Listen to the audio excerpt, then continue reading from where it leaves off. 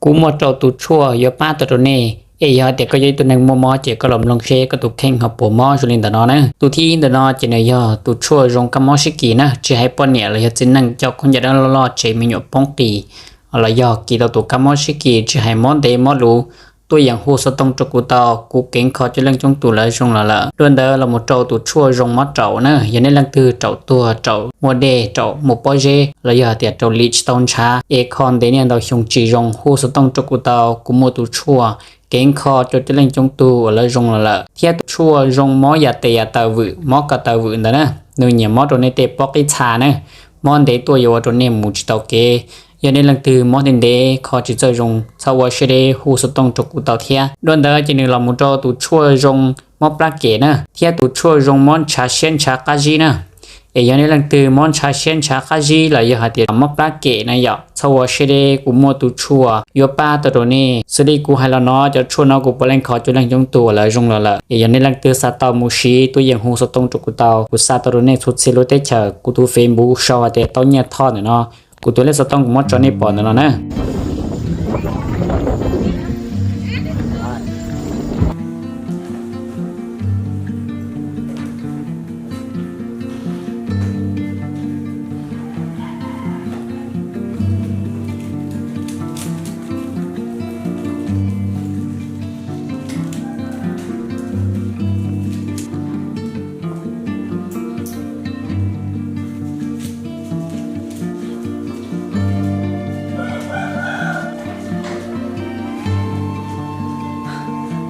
nước gì?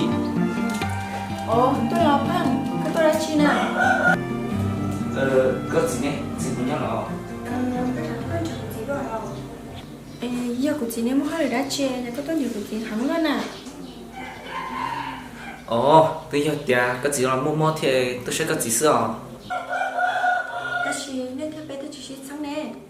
À, nhớ gì rồi thì chỉ có xong mà. Đã chê, giờ ta là tôi chỉ bảo trong nó lý xa. Phan, cái bộ hay là hay tôi nhớ mua đã chê nào. Ồ, chỉ mua. Sao ra đây, trước khi là nơi. Chị đi nhưng mua tiền chỉ lòng nè. À, chỉ mua liều. Chị đi cho thật chắn nè, cái bộ kia hay là. À, nhìn chẳng mua nè. Cái bộ kia là nè, cái bộ kia là nè, Phan. Tính sao? Giờ ném mà đã chín à? Chị, bây giờ của nó Phan thì chả Phan tôi hẳn là câu lo lên nó xưa. Mình xài. Thế giờ tiền mình tôi mình chỉ hỏi lời sao? Ê, có một bể tay làm xì làm cái khó cho đó gì nè? Chị, hỏi lời đã chi nè. Mình xài, có chỉ bỏ vào tên làm gì để hỏi lời sao? Ê, mình xài, một bể các tay làm xì làm cái khó cho bể đó gì à? Chị, em cho đã chi nè. Thế giờ các tay làm xì bắt tay khó cho là đó gì sẽ làm à? Chị, cho ta luôn xưa trái đâu của nè. Mình xài, thế giờ tay làm xì nhập bảo hộ cái của nó sao? Ê, mua mình xài. Muốn gắt cho lời gì mà xì theo. Ôi đi mà chị. Bố cho nó nè. Đâu, nó phải nào.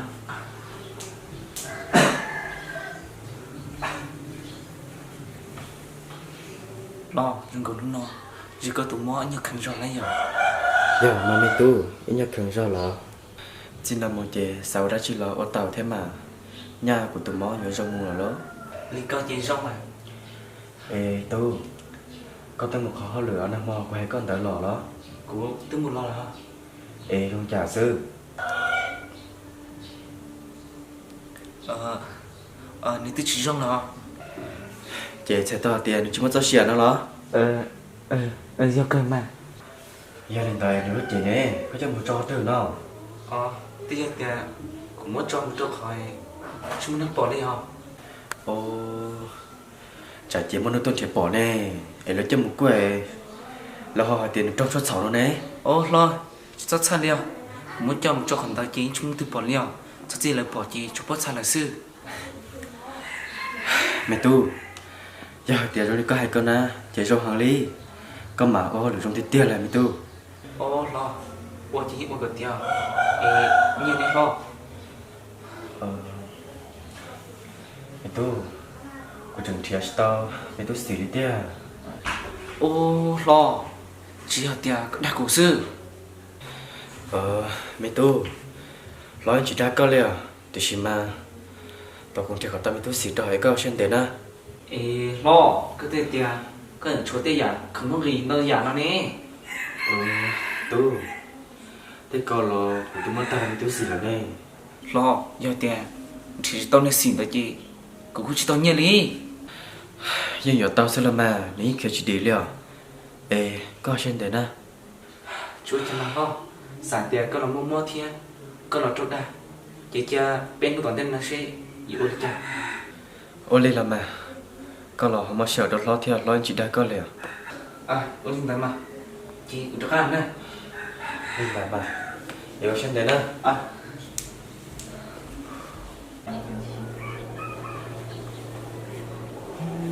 trong lọ đà quá bên của toàn tên nó thì chúng nó nhớ được của chị cái sọc nó mất được giả luôn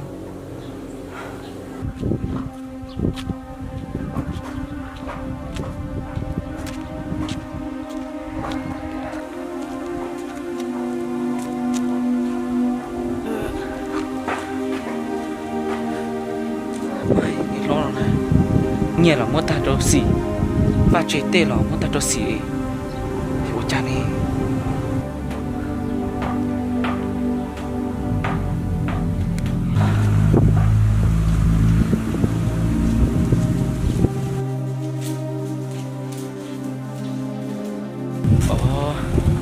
lo mới giờ không được rất lắm nên nó để lo còn lo mua không là được một gì đi xuống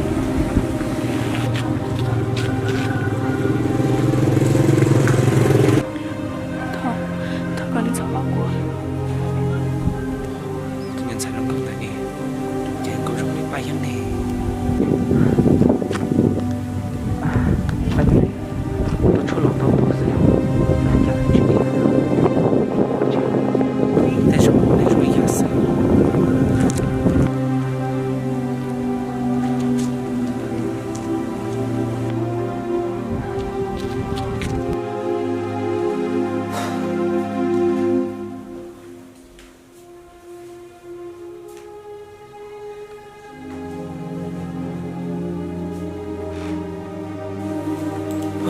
我理解，就能要chuyện mà chỉ tụi tôi phát chuyện này sưu luôn nè, rồi nó chưa có lẽ tôi nói chuyện này một tên nó sống một ta ra.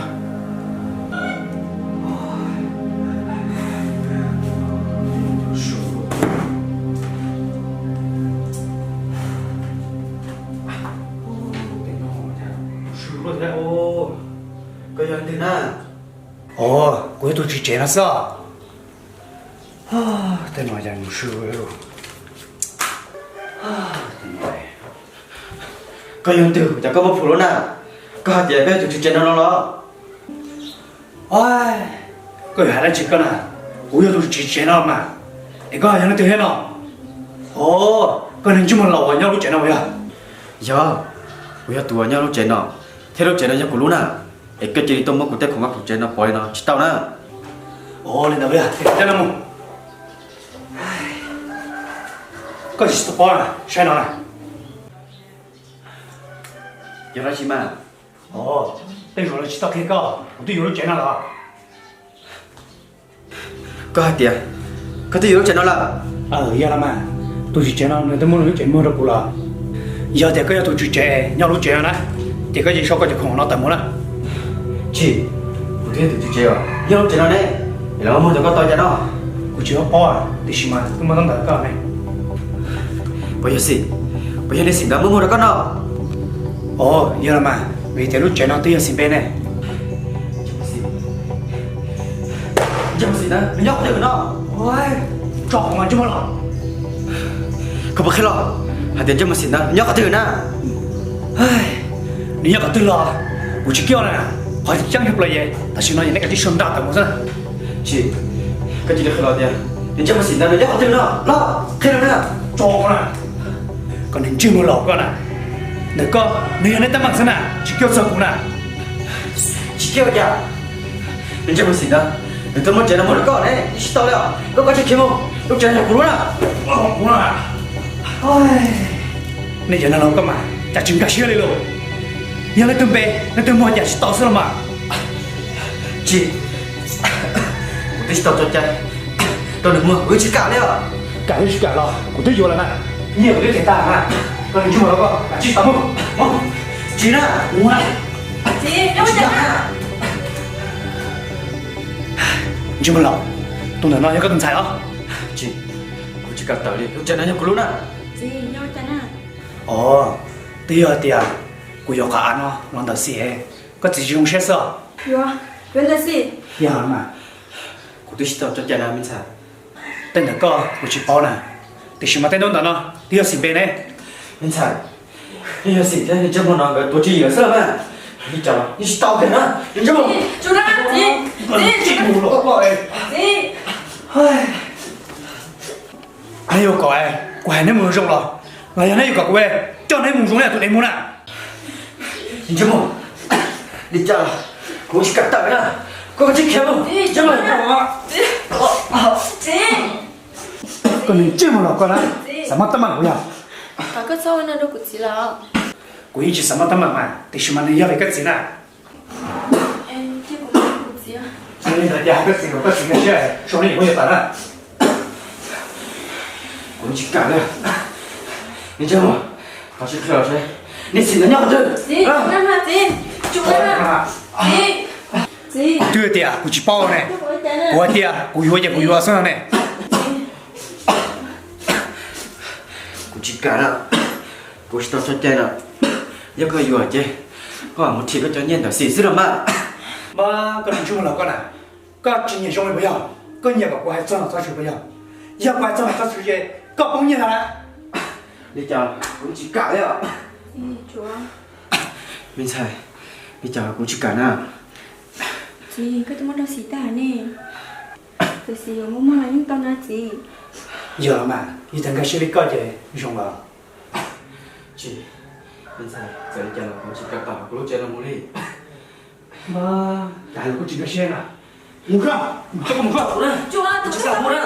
Mua, mua ha, tao mua mua ha. thôi cái là mình sai bây giờ nhung nó chỉ tao kia nè chị chú nói nhưng mà chị tao đi chơi đi nè Ít bên nói gì, cái chỗ xuống nó nhận ra thằng muốn à? Giờ đi chuyển đến đại chế, sao tôi xe à? chỉ tao đi chào cô chỉ cả cái này cái kia là cái gì nhau thôi chị Còn chung là một con à? Đại chúng nó về, và thì có yêu hai cái gì, có cái gì cái xe à? chị chị chị chưa mua chị chú ơi nó là mình sai có thể bỏ tiền xịt mà chạy mua hả na chị cái tụi mua xí bê tả nè mình sai chị thật gì à chị chú ơi chả lẽ nhưng mà bên nhà cái chơi chén nhỏ mình sai chạy chỉ hồ sơ chỉ có tay nó liền chị chú đi chả lẽ chị chú có cái sau lên chả chị em chấp lại lắm mà mình sai sao vậy nó chị nhớ chị sư chị đừng nói con cho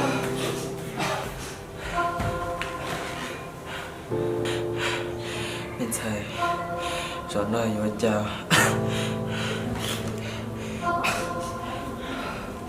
chị chú chả lẽ mà cô xa tia xịt tia từ lúc cô chẳng xịt chắp lấy nè cái lẽ chị bé nên nhớ chị bỏ tụi nó xứ chỉ bỏ lúc xé lẽ chị cô ước cho nhìn ta liền chị cho tôi chịu cái tụi con hả mình sai sao vậy nó chị thì chị ý là có sự lòng nào chị cái lẽ cho cũng bắt được thằng người ta mua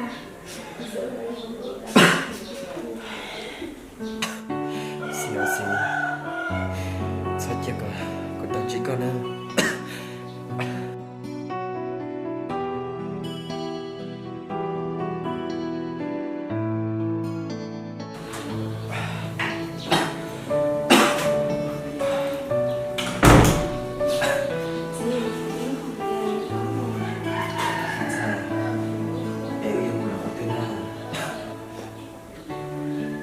chị mà khỏi tôi là to chạy chỉ nên đặt lại tua chê hay là mắt tao mỏng lòng. Mình sai. Em đi chỉ một chiều rồi nè. Gì, cơ là mà. Gì, chứ cũng có bên chế đôi nhau. Mình sai rồi. Sợ luôn mà.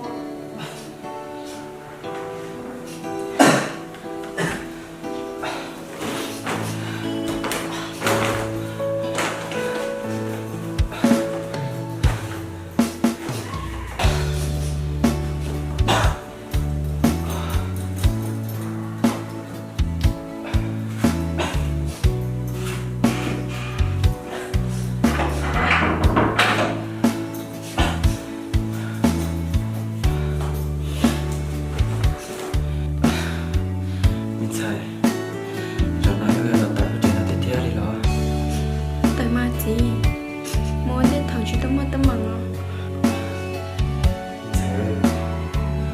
Chỉ mong mong chỗ thôi là làm chút tao. Bây giờ mày. Tôi muốn nói chiều. Xin cái nữa. Gì, thì chẳng chỗ cũ. Anh cứ chơi đã chi nào. Mình sai rồi.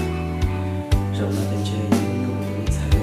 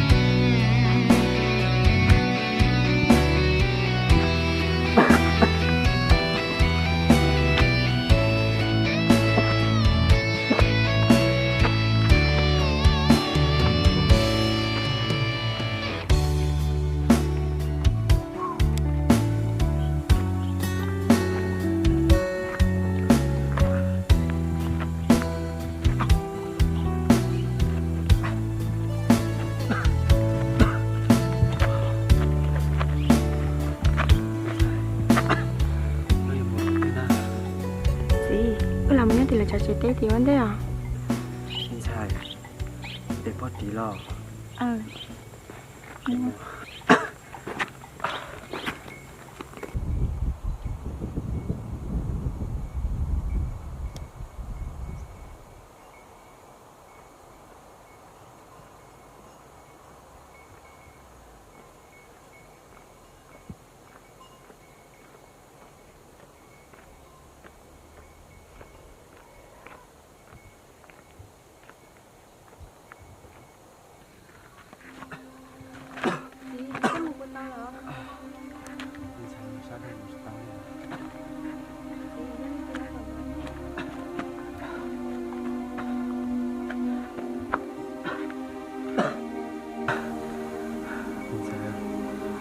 Cái đấy thò, tôi bằng cái đấy tôi nào.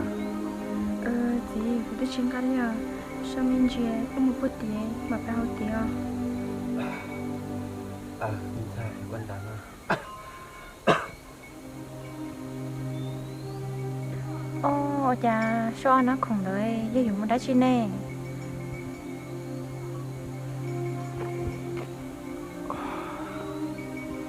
Ôi trời, chúng tôi chỉ nói thế rồi. Gì, cái rồi phải tên là bao.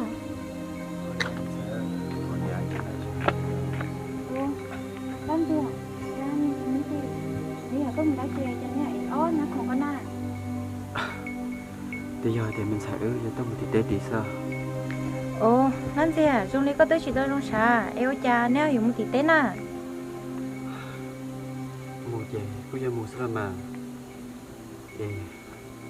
có cái chim mùa Ồ, lần gì à? Cô yêu một sữa, đã xin mà nhân chọn tiền, yêu phải chơi yêu à thóc phải sữa. chứ gì ở chả cái này hàng gọi là của về thế nè Nhà, có hai chili con à? À, cô hay có gì sữa? Nhưng không muốn cho lý con lo, vì hết sao cái phải sữa mà. chứ gì ở chả như thế cái con trai trường cho tân bằng thế nào Ồ, cô chuyện thì tấm bằng à, đã xin mà cái gì bỏ tiền, giờ ta lời có to lý chào. có hai đứa coi giờ của tôi đã chín mà Lần gì à? Có cho cô hay cái đôi mình xài nói nó nè. Nhà, nhà đã chi nào? Mình xài à, giờ hay lo, nhưng chị ta đã chi lo. Giờ gió lên tới chè của những hai kia có bỏ lắm mà. Nhà, có gì hay đã chi nào? Hay sao nữa có thế, mi túi chỉ thế này. chứ gì cái hai đã chín nào Lần gì à, có những bỏ tiền, giờ hủy lý chài, mi túi chỉ thế, mình xài người tiết xin đó nè. chứ gì Lần gì à, có những bỏ ta lo, hay tiết xóa đó nè, giờ túi chỉ gì nè. Nhà, yêu cha nó, nên chúng mua chắc họ cũng bỏ thế lo. Ồ, mình xài cái cuốn nó có gì lắm mà, hay tiết hủy lý chài, tuần xài nè, tiền cho tôi chỉ bự. Có bỏ thế lo. cô chỉ bao mình xài có sao không được hay à nhà ta thì chỉ có ta ngủ sao thì mình xài có thể bỏ cái nó có lo khó mua đấy thì chúng ta nào Lần giờ ít nấu tư chế kiếm bánh nhá, nó sẽ có sữa lắm mà. Lần giờ thì sao mất sữa, giờ tiền sản á, thì quý chỉ đó có chấp lần liệu. chứ chịu sao chuyện đòi mua cái chim mua Dạ, có sao lý cò, giờ ta chế cho ta sữa. À, chỉ tiếc lý chế tài, tiếc chuyện thì tới mở đâu có chỉ sữa lắm mà. Mình sẽ ở ít nấu tư có bọn á, chế có tôi sẽ hàng liệu. chứ gì chỉ sao hai đã chuyện đó nè Lần giờ còn nếu nó có món chỗ chế, thì có sao thì phải có sữa lắm mà. Chế tầm đây là có phải chắc có theo.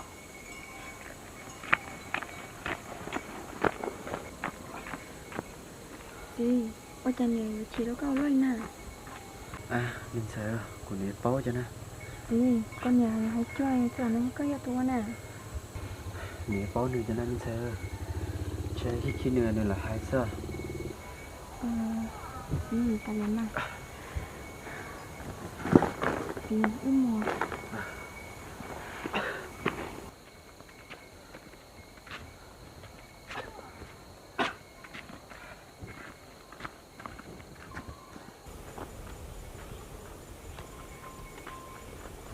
Ô, chị sao phải rồi, sao mà bao tớ này nó chắc tới rồi. Sao mà tàu kia thế hả? ô để tay cứ lọc phun trà lo lo Nhưng mà. ô ấy cứ lọc phun trà lo ấy cứ bỏ lo cái này Bây giờ có hề lăn xem phải nè. giờ cơ Dễ cơ mà. Từ giờ tốt sang đã kiện đây, mình sẽ nói chi chẳng tụt tụt bay phút tí là chuyện tết tí à. ô lo Ê, con thằng cái ô đó chi nè. tới giờ tia xỉ muốn cái lúc chuyện mua ta là ấy có thể lên lần cái cá thế cái muốn nhắc cái thứ sao Ồ, sao anh nó không lên đời. Giờ người chúng mất chơi nhỏ lo. giờ mà Ồ, rồi nó chê kiếm bà lo cho. ô giờ sao hay à có bao tiền cái chủ cũng nông riêng tao tao nè Ê, nhà xe có như thế lo. giờ chú bác khi có liều bao tiền cái chủ cũng như sao nên ta cũng mua chủ cũng chơi chú chung cái Ồ, tao bảo ta cũng chỉ này lăn xem đã kiện đây. Nhìn thấy của lo cho lo. Vì hắn cháy là chê của bố để chúng mất chơi nhỏ nè. Cả lứa, nhập con gì sao?